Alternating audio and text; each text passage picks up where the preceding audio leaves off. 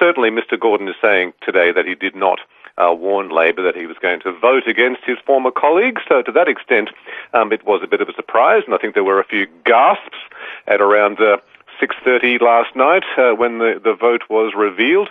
But it does tell us that we shouldn't take anything for granted for the next 3 years. Cameron Dick, in this particular case, is going to have to go to the crossbench MPs and explain to them why he thinks, in this case, a surgery wait time guarantee, which is what the motion was about, is not necessary. So yes, some explaining will be needed for all bits of legislation. A quick reminder, it wasn't legislation they were voting on last night, and that's an important point.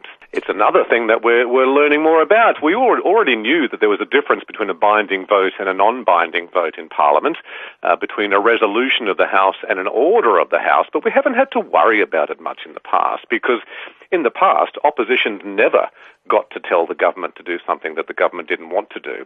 But now, because there is theoretically the possibility, and now actually the event of governments losing votes, we need to know the difference between a resolution and an order of the Parliament. So last night it was a motion by the LNP that their previously existing surgery wait time guarantee be reinstated. The Parliament passed that motion, but it's not binding on the government. There are legitimate concerns in Cairns Base particularly, and that services a hell of a lot of my electorate, the Torres Strait, the Cape York.